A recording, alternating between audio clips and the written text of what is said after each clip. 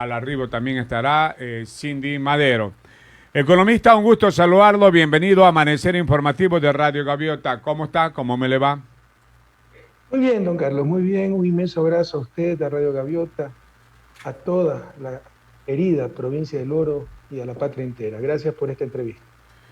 Bien, entrando a materia, los ecuatorianos preocupados por la situación, el tema de la economía, cómo salir la situación de la economía que vivimos actualmente con un año de pandemia. A más de esto, la situación que se dio a conocer aceptación del CAL para analizar el proyecto de ley que en dos oportunidades el mismo organismo lo rechazó al señor Lenín Moreno y que de pronto de la noche a la mañana se cambiaron los papeles y esto ha causado mucha controversia actualmente en nuestro país. ¿Cuál es su criterio sobre esta situación mismo que estamos viviendo en el tema económico, pandemia y ahora con esta ley que prácticamente la ha considerado y aceptado el CAL de parte del señor Lenín Moreno? Bueno, es claro que vivimos una crisis terrible. De hecho, es la peor crisis de la historia del país, ¿no? Para ponerlo en términos comparativos, dice el Banco Central que hemos decrecido 8%, ¿verdad? Que cuando se ajusten las cifras será por lo menos 10%. Eso es el doble de lo que decrecimos en la terrible crisis de 1999. Ese decrecimiento fue tan solo de 5,4%. El próximo gobierno, lo he dicho en entrevistas en esta radio, en entrevistas en El Oro, no va a recibir un país, va a recibir ruinas. Pero está demente Moreno, acaba de declarar que va a dejar la casa en oro. Suya será la casa en Suiza, no sé dónde, porque ahora está destrozado. Y claro, ha habido una pandemia, pero ya la crisis venía antes de la pandemia. En 2019 ya estábamos en recesión.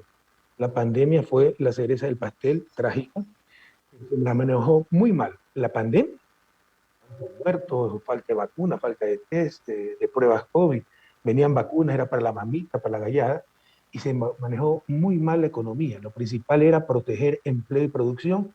Y el primero en empezar a votar empleados públicos, el primero en empezar a generar desempleo, el primero en tremenda crisis en hacerle perder el trabajo a la gente fue el gobierno.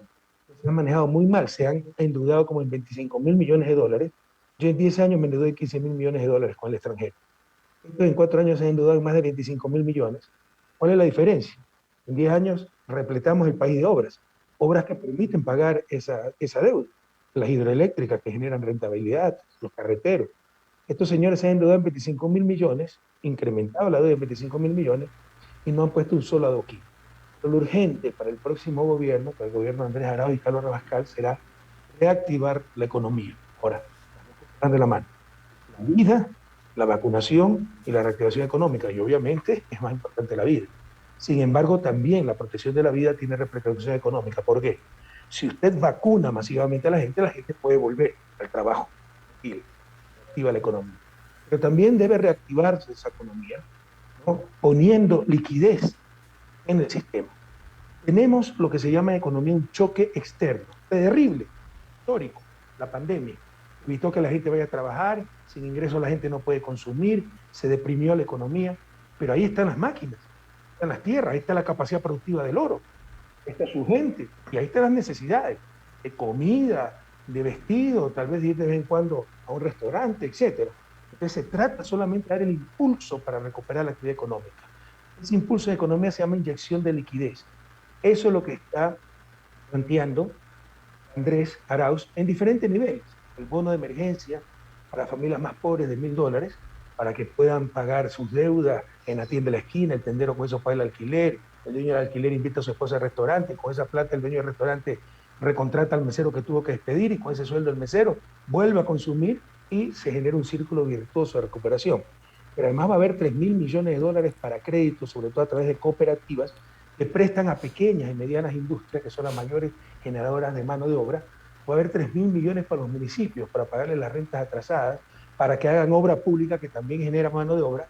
Va a haber 1.000 millones para copago de la nómina, porque usted no le puede decir a un restaurante que no vende hace 6 meses, siga manteniendo sus 5 empleados. En otros países que se dice, sabemos que no puede vender, mantengan sus trabajadores, pero nosotros pagamos la mitad del salario en los próximos 6 meses. El copago de la nómina. Se van a destinar 1.000 millones de dólares, servirán para recontratar empleados públicos despedidos criminalmente durante la pandemia, especialmente los médicos que fueron despedidos y los maestros. El poderoso paquete de rescate es 8.475 millones de dólares en un PIB de 100.000 millones de dólares. Quiero decirles que el salvataje bancario costó 8.000 millones de dólares hace 20 años, pero en un PIB, una economía tan solo de, si la memoria no me falla, 37.000 millones de dólares. Es decir, en ese momento para salvar a los bancos se gastaron más del 25% del PIB, ahora se va a gastar apenas alrededor del 8% para reactivar esa economía con la mayor justicia social, ayudando a los más pobres. Como ellos saben que queremos hacer esto, como ellos saben que van a perder las elecciones, quieren dejar todo destrozado. Quieren privatizar el Banco Central para no poder utilizar los recursos del Banco Central, que tiene ociosos en Suiza, plata del pueblo ecuatoriano, crédito del Fondo Monetario, incluso deuda pública. En lugar de ponerla a trabajar para el pueblo ecuatoriano, para reactivar la economía, la mandan a Suiza para garantizar el pago de deuda externa. Es para que no podamos poner a trabajar en función del pueblo ecuatoriano esos recursos, pero desesperadamente quieren privatizar el Banco Central, devolvérselo al manejo de los banqueros, como era en 1998, cuando nos quebraron al año siguiente. Y esto, además de antitécnico, además de inhumano, además de antiético, porque si ya se va este gobierno, como presenta un proyecto de ley urgente, es inconstitucional.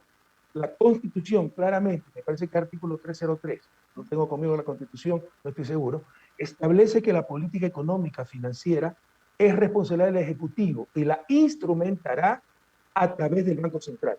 Quieren hacer autónomo al Banco Central y darle las competencias que son del Ejecutivo. ¿Y para qué?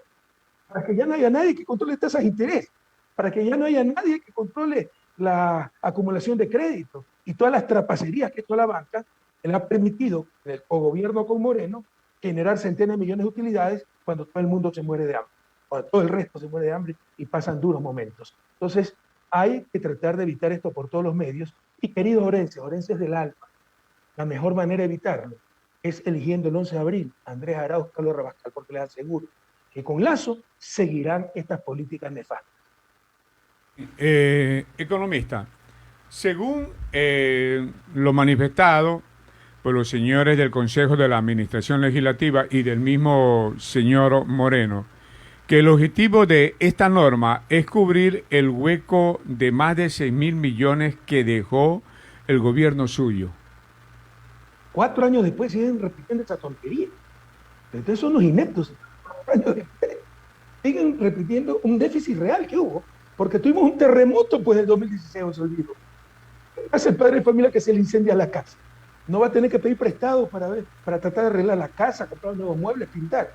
Tuvimos un terremoto en el 2016 que nos costó solo el terremoto 3.000 millones de dólares en pérdida. Solo el primer temblor fortísimo, el terremoto en sí mismo. Pero hubo cerca de 4.000 réplicas que generaron mucho más daño. Por supuesto, eso le crea un déficit fiscal. Pero después de 4 años, hablando de ese déficit fiscal, créame que es ridículo. Duramos una democracia normal, una prensa, con todo respeto, sobre todo la prensa hegemónica, normal. O sea, no se atreverían a decir tantas tonterías. 4 años después que se extiende el déficit del 2016. Es un absurdo total. Un absurdo total. ¿Esta ley blinda al Banco Central del Ecuador definitivamente? ¿Esta ley, perdone? ¿Esta ley lo blinda al Banco Central del Ecuador? Hace que el presidente nombre los miembros del directorio y por supuesto Moreno va a dejar nombrando a los banqueros y ellos como directores y con periodos de 6 años harán lo que les da la gana y serán bastante autónomos de su pueblo, pero verá que serán bastante dependientes del Fondo Monetario, donde aspiran a terminar sus últimos días de sacrificada labor, como lo hizo Martínez con el BID. No actúa en función del Ecuador, no en función del Banco Interamericano, el exministro de Finanzas Richard Martínez. ¿Para qué? Para que después le den un poquito de vicepresidente en ese mismo banco. Es la historia de siempre, la triste historia de siempre. Economista, ¿qué pasará entonces con el Banco de Ban Ecuador y el Banco del IES con esta ley? ¿Cómo quedan estos dos bancos? En principio ellos no son directamente afectados, Sin embargo, el Banco Central, coordinado con el Ejecutivo, es un gran regulador del sistema bancario. Instrumenta, como dice la Constitución, la política monetaria, financiera y crediticia. ¿Ya? Ese Banco Central va a recomendar, eh, por ejemplo, los segmentos, definir segmentos de crédito, va a recomendar las tasas de interés, controlar tasas de interés. Cuando esté en manos de los banqueros, van a prestar a quien le dé la gana, los microempresarios no tendrán crédito, a no ser que tenga que pagar el 200%. Ahora, El Ban Ecuador y el BIES se afectarán como parte, y el BIES como parte del sistema. Pero sobre todo lo que quiere es controlar el Banco Central para que no financie al gobierno con su propio dinero, para tener esos fondos ociosos en Suiza para garantizar pago de deuda externa que la tienen los propios banqueros y para que nadie regule la banca. Así de sencillo. ¿quiere decir que vamos a volver a la misma política financiera de los años 70, 80 y 90? No, si el Banco Central nunca fue autónomo hasta el 98, en la larga, triste noche neoliberal, vino la novelería de un Banco Central autónomo. ¿Para qué? Para que independientemente de quién llegue al gobierno, siga con las mismas políticas, porque la política la realiza un ente autónomo. Entonces es en el 98, con la constitución de San Olí, que se hace autónomo al Banco Central, nos quiebran en el 99 y con la constitución del 2008 vuelve a ser coordinado por el Ejecutivo, como siempre ocurrió hasta antes del 98 y como era en toda América Latina. Pero en los 90 la novelería fue bancos centrales autónomos en plena y larga triste noche neoliberal y muchos países colapsaron y quieren volver a esa política fracasada de los años 90. El problema es de a ver si el Banco Central se mantiene con los activos o si hay activos para tomar estas decisiones. Si se mantiene con los activos. Si hay activos en el Banco Central para tomar estas decisiones nuevas. Por supuesto, hay activos y hay pasivos, ¿no? Es decir, la reserva es un activo del Banco Central que respalda un pasivo, son los depósitos, sobre todo del sector público, y los depósitos de la banca privada, pero cuidado, no es que ustedes tienen cuenta en el Banco Central. ¿Quién de los que nos escucha tiene cuenta? O sea, los mentirosos dicen, van a meter la mano en la plata de los depositantes. ¿Quién de ustedes tiene una chequera del Banco Central? Lo que está en el Banco Central es el encaje bancario, las reservas técnicas de los bancos. Que dicho sea de paso, nosotros mismos establecimos los niveles actuales. Por ley, esas reservas no se pueden tocar. Pero de 8.000 millones que tienen ociosos garantizando deuda externa que la tienen ellos mismos, son 2.000 millones de reserva técnica. Es ocioso en Suiza. Estamos financiando a los suizos, cuando acá la gente se nos muere de hambre, cuando hay que pagarle a los municipios, cuando los sueldos de los maestros están atrasados, cuando no hay obra pública. Por supuesto que hay que traer gran parte de ese dinero, sin tocar las reservas técnicas de la banca privada, a trabajar por y para el país. Economista Ariel Suárez le saluda, qué gusto poderlo entrevistar. Bueno, hablando también de un tema que ha golpeado bastante al país, el tema de las vacunas. El Ecuador es uno de los países con menos vacunas, o menos vacunados, perdón, contra el COVID-19. ¿Por dónde pasa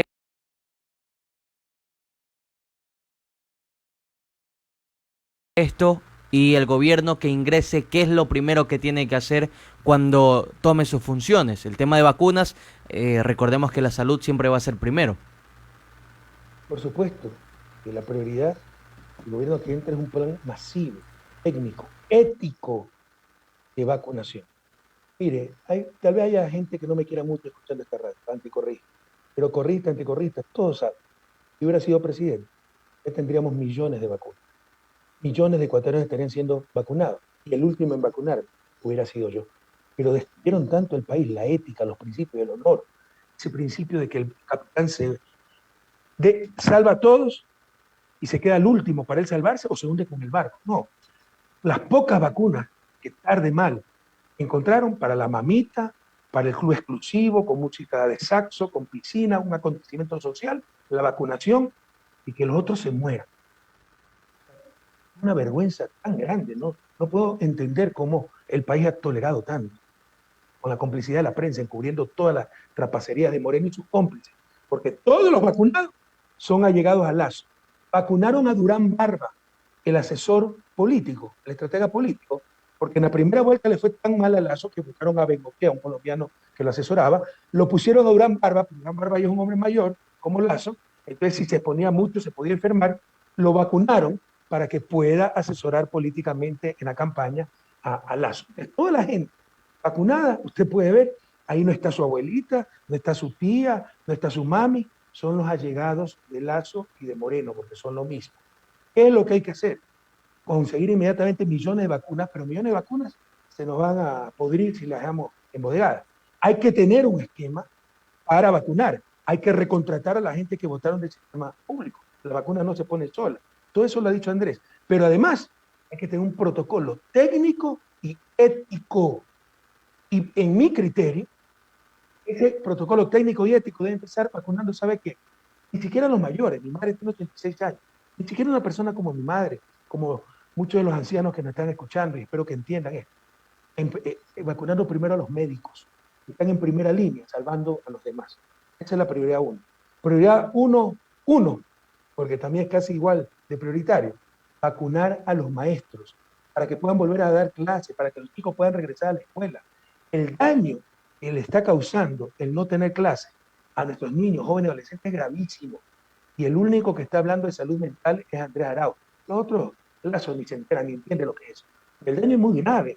Un niño que no puede estar con sus compañeros, no puede socializar. Más aún, conociendo la realidad de las familias ecuatorianas, muchas familias orenses, en una habitación o en una casa de 2 ambientes de 40 metros cuadrados viven 8 o 10 personas. Ese niño que no puede ir a la escuela, no puede ver a sus compañeritos. O sea, el impacto psicológico es muy grave. Esto no lo podemos subestimar. Hay que tratar de recuperar las clases presenciales lo más rápido posible y para eso hay que vacunar a los maestros. Y luego, en tercer lugar, sí hay que empezar a vacunar a los adultos en función de su edad y de su grado de vulnerabilidad. Economista, buenos días. Como siempre es grato poder platicar con usted. Cindy Madero le saluda. Hay algunas inquietudes respecto al tema político de manera generalizada. Para iniciar, usted ha sido invitado en reiteradas ocasiones para hablar o para dictar clases o talleres magistrales de política. Entonces yo quisiera saber muy personalmente en qué parte de la política dicen que tienen que atacarse dentro de una campaña electoral con memes, con burlas, donde dice que en un debate tienen que hacer chácharas. ¿En qué parte, economista, hemos caído nosotros los ecuatorianos de ver el candidato, que usted ya lo conoce, haciendo todo tipo de cosas y utilizando de manera inadecuada las redes sociales para tratar de denigrar a su contrincante? ¿Por qué hemos caído en esto, economista? Bueno, en primer lugar, yo no doy charlas de política, no me gusta eso, no me gusta ese área. No me creo experto, aunque seguí curso de ciencia política, o 10 años de experiencia como presidente, pero lo que doy es charlas sobre desarrollo, que es el ámbito que me apasiona, sobre economía. Sin embargo, ¿por qué pasa esto? Por la desesperación y ambición de Guillermo Lazo. Tenemos una campaña realmente que es una vergüenza. Primero, multimillonaria. ¿Sabe cuánto está gastando este tipo? Ha repletado el país de brigadas que reparten arroz, latas de atún, que ponen póster insultantes, que ponen lonas insultantes, que van repartiendo volantes, diciendo que vamos a desdolarizar, que nos vamos a convertir en Venezuela, que Andrés, no mientas otra vez. ¿Qué gana el país con eso? Pura campaña sucia, pero desde esas cosas se ve quién ama a su patria y quién no, quién presenta propuestas y quién tan solo trata de generar odio. Pero ya lo que rompió todos los límites, ya es el colmo de la desvergüenza. Es cuando contrataron familias indigentes venezolanas para ponerles letreritos diciendo vota bien, no te conviertas en lo que nosotros nos hemos convertido. Hemos entrevistado, la prensa ha entrevistado a algunas de esas personas y es Lazo que les ha pagado $20 diarios para que tengan esos cartelitos. Es decir, ya jugando con la miseria humana. Hay derecho a hacer eso.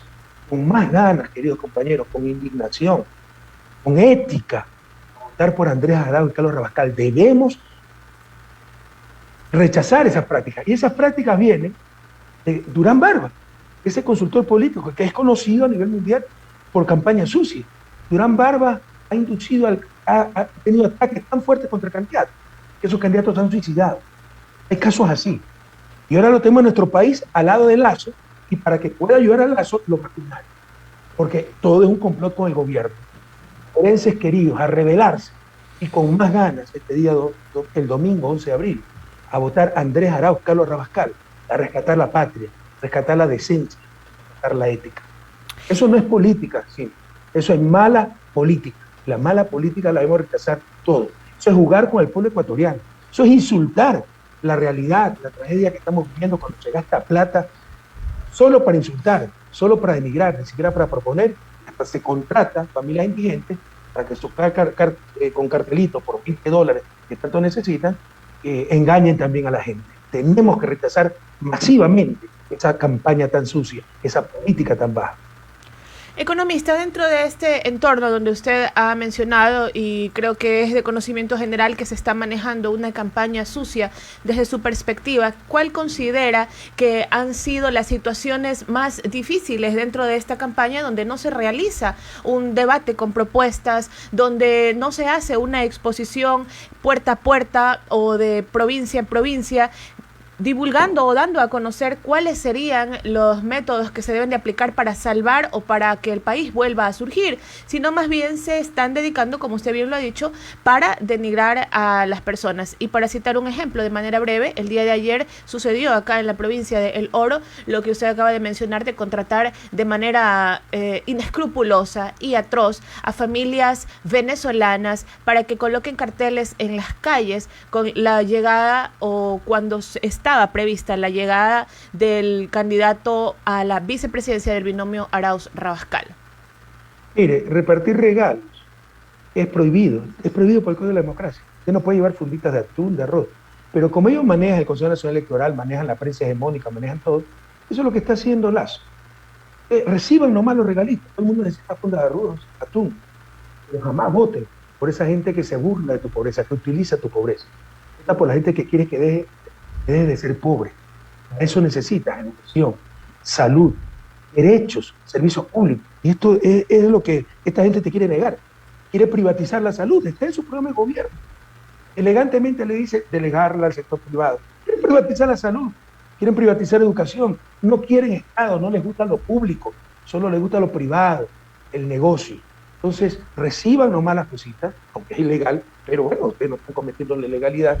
Guarden las funditas, reciban 2, 3 funditas de ser posible, pero jamás voten por esa clase de gente. Eso debería ser sancionado, pero ese no es de ellos, entonces hacen lo que les da la gana. La prensa hegemónica es de ellos, entonces ni siquiera publica, como usted ha dicho, estas atrocidades, y nunca se ha visto una campaña tan falta de ideas y tan repletas de ataques. ¿Cuál es el plan de rescate de Lazo, de la economía? Nadie lo sabe, no ha dicho nada. Es solo insultar, solo denigrar, que Andrés no mienta otra vez, que dice que fue empleado de Moreno porque era funcionario del Banco Central. Eso equivale a decir que un médico, un profesor, un militar es empleado de Moreno porque es empleado del Estado. No, una cosa es el gobierno, otra cosa es el Estado. Hay carrera pública y Andrés, un muchacho brillante, en lugar de quedarse en Estados Unidos, prefirió venir a su país, al sector público, para servirlo. Pero resulta que es funcionario de gobierno. Es pura campaña sucia, puro llenar de odio el corazón del pueblo ecuatoriano, cero propuestas. Creo que todos debemos rechazar esto y la mejor manera es votar el próximo 11 de abril por Andrés Arauz, Carlos Rabascal, y rechazar sobre todo en las urnas a este banquero Guillermo Lazo. Economista Rafael Correa, no solamente los venezolanos salieron a las calles, también hay grupos de cubanos que también hacen lo mismo acá en nuestra provincia del Oro y en otras provincias del país. Pero bueno, ya la gente conoce esta situación y lo está rechazando porque se está utilizando la pobreza de mucha gente que llega a buscar otros nuevos horizontes. Quiero quiero que me dé un criterio suyo al respecto, usted que maneja más la economía que nosotros. El ofrecimiento del señor Guillermo Lasso de que va a poner el impuesto en la banca de 1% para el sector productivo. En otros países, como lo dijo alguna vez un ex candidato que lo consideraba al 3%, creo que es en Canadá. Y muchos dicen que este 1% es una demagogia, y siendo él un banquero de mucha experiencia, como lo dicen, ¿por qué con su banco no lo puso hace mucho tiempo? Yo la pregunta hoy, una corrección, tuviste un lapso ahí. No es un impuesto el 1%, es la tasa de interés. La tasa de interés, perdón. Él está ofreciendo crédito a 30 años al 1%. La pregunta obvia, ¿por qué no lo hicieron desde el Banco de Guayaquil, desde la banca privada? Pura demagogia. Además, para prestar al 1%, usted debe captar ese dinero. Usted le va a pagar 0% a los depositantes. Va a sacar la cabeza a los depositantes. Pero es mentira. Si fuera verdad, ya lo hubieran hecho. Verá que en el caso no consentía que gane Guillermo Lazo, y voy a cumplir mi oferta de 30 años, casi entre 1%, pero al agricultor que haya nacido el 29 de febrero de 1958 y que tenga una parcela en una de las islas del archipiélago Jambelí. O sea, le van a poner tal cantidad de condiciones que no va a dar medio crédito. Es otro gran engaño. Como es engaño que un banquero nos hable de que va a condonar las deudas para tratar de captar el voto de la gente. ¿A quién de lo que nos está escuchando? Pero por favor, despertemos, pueblo ecuatoriano, indignemos. ¿A quién de lo que nos está escuchando? ¿Cuál orense, cuál ecuatoriano? Estos banqueros han perdonado $1 durante la pandemia. A nadie. Y ahora por ganar votos dicen que van a perdonar la deuda, van a eliminar el buró de crédito, que ellos mismos lo crearon, ahí mismo ellos mandaban a los acreedores, a los deudores que no podían pagar su deuda al buró de crédito y les quebraban la vida. Ahora dice que lo van a eliminar. Dice que va a eliminar el impuesto de 2% a los microempresarios, pero si fue, creo, con el gobierno que impuso ese impuesto. Nosotros nos opusimos, porque era una barbaridad técnica, que paguen 2% sobre ingresos. Las grandes corporaciones no hacen eso, y le impusieron eso a los microempresarios. Ahora dice que lo van a derogar. Pues ellos lo pusieron. Están engañando al pueblo ecuatoriano, están desesperados, son capaces de cualquier cosa, porque saben que pierden el poder. Que el país volverá a ser ese país de todas, de todos, un sector público para servir al pueblo ecuatoriano, en función de las grandes mayorías y no en función de unos cuantos banqueros. Son las 6 de la mañana con 52 minutos. Está con nosotros el ex mandatario Rafael Correa Delgado, quien está compartiendo con nosotros. Estamos analizando los temas políticos, economista. Las tendencias a escala Sudamérica son bastante claras.